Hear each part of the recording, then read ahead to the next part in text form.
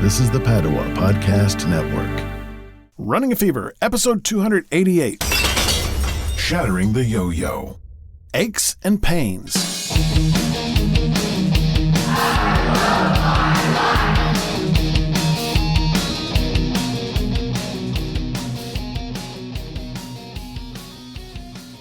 Previously on Running a Fever.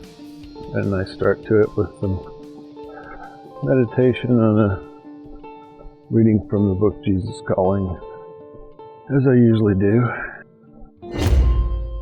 And there really are no cheat meals in my diet. Absolutely nothing is completely excluded from my diet as a rule. So although my weight has actually taken me below the maximum BMI for my company, the blood pressure, I'm still lower on the blood pressure. So I think the next step is to start getting the sodium out of my diet. I'm already reducing my caffeine. You know, I used to drink a full cup of coffee or two at work. I can go down to one with no problem.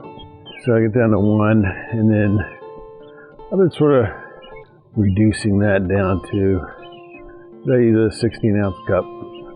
So, you know, I got down to about 12 ounces, and then I got down to about 8, and then I filled the rest up with decaf. So now I've got half calf, right? 16 ounces, 8 ounces of calf, 8 ounces of half of decaf. So that makes it a little easier, because the act of drinking the coffee is the same.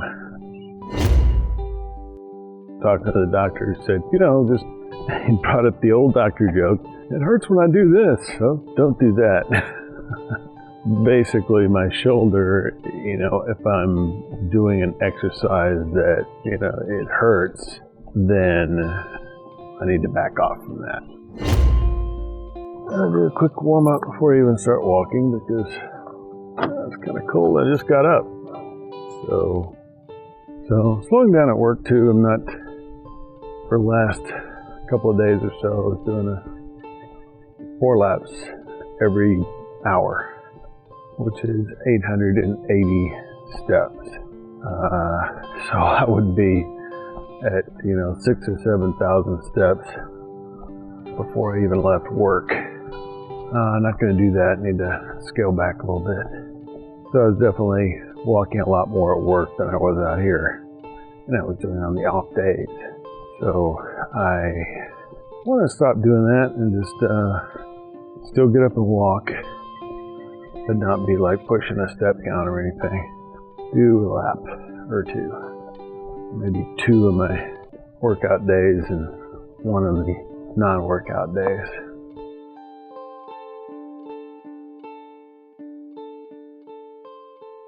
I had my biometric screening recently for 2021. And this is when the company, quote, incentivizes me to come in and get weighed and swabbed and stuck and measured. Like anything, you can look at it as punishment or reward. Just doing the screening gets me $10 per payday. Testing, or $10 a month. Testing tobacco-free gets me some more and more for a low enough blood pressure and BMI. I still do have a blood pressure issue in addition to my high BMI. Regular exercise helps lower blood pressure, so I'm starting to do some of that. I need to do more, and reducing stress should help with that also. But I think the biggest deal is probably the extra weight I'm carrying. Now, my diet could be considered high sodium, which continues to show up as something that could be increasing my blood pressure. I remember the dietitian at the VA telling me I didn't need to worry about salt, but it probably does have some relevance here. I definitely have not cut my salt at all. My caffeine intake has also gone up since I recorded episode 53. I generally drink regular coffee all morning, and of course I have been drinking 2 12-packs of regular soda on my so-called cheat days each week. Cutting those out would also dramatically reduce my caloric intake.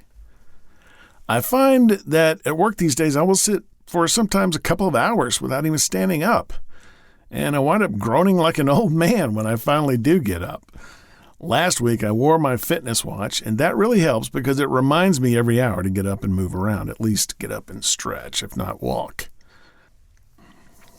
Update, October 23, 2021. I went to a dentist this week for the first time in several years, and it was far from routine. Quite interesting, actually. I say a dentist because it's a new dentist. My old one retired, and then COVID hit, and I'm just finally getting around to going back. I think there are some technological changes since the last time I went to a dentist.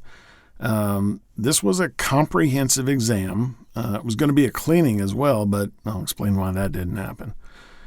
So my hygienist, Cindy, took 18 x-ray images. She did it with a small handheld device she called her Marvin the Martian, after the diminutive cartoon character who always carries a ray gun almost as big as he is. The images are sent wirelessly to the computer and displayed not only on the desktop but on a monitor mounted above my chair, so I could see them as well. Later, Cindy and an assistant documented all of my previous dental work and measured my gums. All this went into my record in the computer, and I left with a printout that was detailed and color-coded even.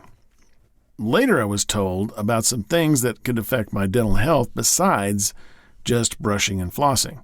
For example, sipping coffee all day keeps my mouth acidic all day, increasing decay. I should just drink it, then stop. It takes 30 minutes for my mouth to return to balance from this acidity. I apparently suffer from dry mouth, which can also cause cavities. And an electric toothbrush with a rotating head is actually better than a regular toothbrush and less damaging to gums. They even gave me a book titled Why Me?, which explains factors that can negatively affect the dental health of even the most diligent brushers and flossers. I need quite a bit of work, and I'll start with a deep cleaning, which is much more invasive than a regular cleaning. Most people get a topical anesthetic for this procedure.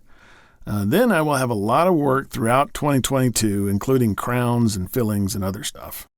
In other news, my weight is still about the same as when I started keeping track of it. My diet is still fine, except when it's not. I'm getting pretty good sleep, and I exercise most days as well. Trudgery. This will probably be the last episode I publish in 2021. I'm looking forward to a new year, hoping for health for everyone, and hoping for as close to a virus-free world as we can get, and a year in which I finally shatter the yo-yo. 2021 seems to me like a lost year in some ways, but a year of realizing the need to be adaptable and flexible. Don't always expect things to return to the way they were before something happened to disrupt them. Enjoy your New Year's celebrations, and I'll talk to you next year.